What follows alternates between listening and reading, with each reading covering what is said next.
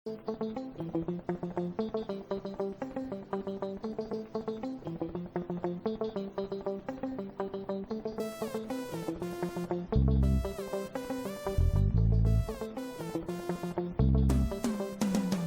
présent, c'est la question de M. Agbouaï Fidegnon Adé. Il a 30 ans, il est marié déjà, il a 2 enfants originaires d'Abomey dans le Zou. Il est ingénieur en informatique et réseau et expert en e-learning. Je crois que c'est bien ça. Il a créé un cabinet d'ingénierie en e-learning, notamment sur les problématiques d'intégration des TIC dans le système éducatif. Je crois que c'est ce qu'on appelle aujourd'hui les startups. Il est aussi promoteur d'une petite ferme dans la région d'Alada, dans laquelle il fait la culture de l'ananas, de l'huile de palme et il fait également l'élevage de lapins. Monsieur Adé Fidegnon, vous avez la parole. Bonsoir, Monsieur le Président. Ma préoccupation ce soir est à l'endroit des jeunes entrepreneurs que nous sommes. Que prévoyez-vous faire pour les jeunes entreprises dans un contexte où la corruption, le népotisme, le régionalisme dit sa loi? Bon. Ça va? Ça ira mieux demain. Parce que ce que vous dites, c'est d'abord et avant tout le défi de l'unité nationale. Qu'est-ce que nous faisons pour donner à des entrepreneurs égalité de chance au marché public? Pour que les marchés publics ne soient pas réservés seulement aux gens qui sont FCBE, ou peut-être aujourd'hui à leurs alliés du PRD et de la RB. C'est cela qui nous est proposé. Et moi, je vous dis, parce que je suis un fervent partisan de l'unité nationale, que tout le monde sera au même pied d'égalité. Égalité des droits, mais aussi égalité des obligations. Parce que quand on commence par choisir ses alliés à qui il faut faire des faveurs, ce qui se passe généralement, et c'est ce qui se passe dans le Bénin, c'est que ceux qui ne sont pas vos amis commencent pas à en souffrir, mais demain, ce sont vos propres alliés qui en souffrent parce que vous créez un environnement qui n'est pas soutenable.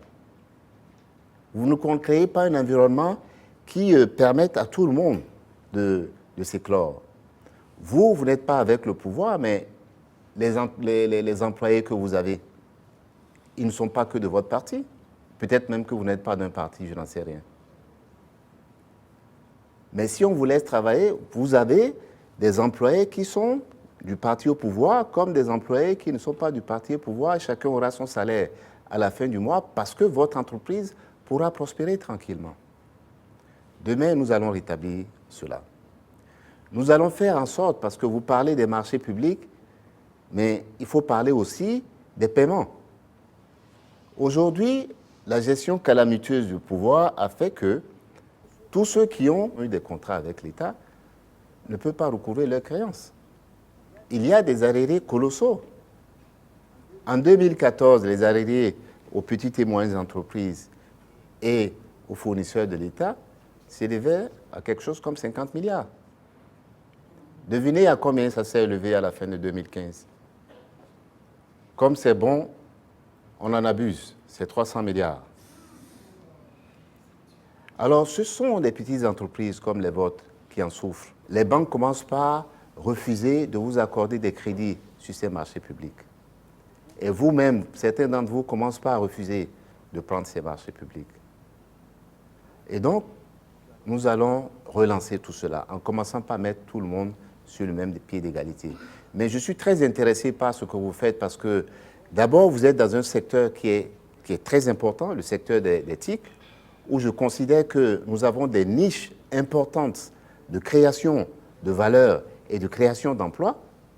Je le sais parce que je vais souvent dans un pays comme le Kenya qui a développé ces capacités-là et qui aujourd'hui, à l'heure où je parle, a plus de 300 000 emplois pour des jeunes, y compris des jeunes entrepreneurs comme vous. Demain, nous pouvons le faire au Bénin parce que nous allons vous donner plus de moyens. Vous aurez accès au marché public, mais aussi vous allez développer des activités vis-à-vis de l'extérieur et vis-à-vis de l'économie locale. Et pour cela, nous allons créer aussi des possibilités pour que vous puissiez aller emprunter dans les banques pour accroître vos capacités. investir dans votre entreprise de e-learning, mais aussi investir dans ces projets agricoles que vous avez engagés.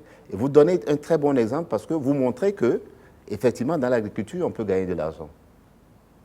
C'est ce que nous voulons aussi démontrer à une dimension, j'allais dire, nationale.